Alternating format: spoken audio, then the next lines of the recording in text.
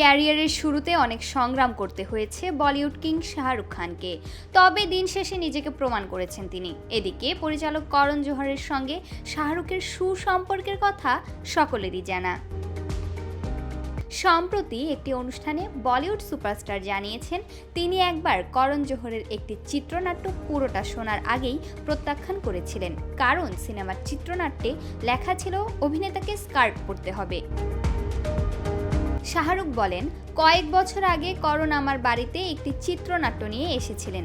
আমি সিনেমাটির নাম বলতে চাই না, তবে সেখানে আমাকে পুরো সিনেমা জুড়ে স্কার্ট পরতে বলা হয়েছিল। প্রস্তাব শুনেই আমি পিছিয়ে এসেছিলাম।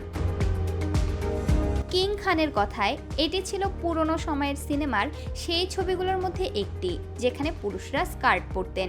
সিনেমাটির শুটিং শুরু হওয়ার কথা ছিল 2020 সালের মার্চ মাসে, যদিও এখনো পর্যন্ত সেই সিনেমার শুটিংই শুরু হয়নি।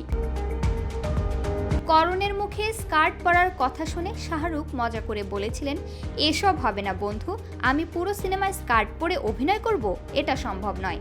তার চেয়ে বরং তুমি নিজেই এই চরিত্রটির জন্য স্কার্ট পরে অভিনয় করো।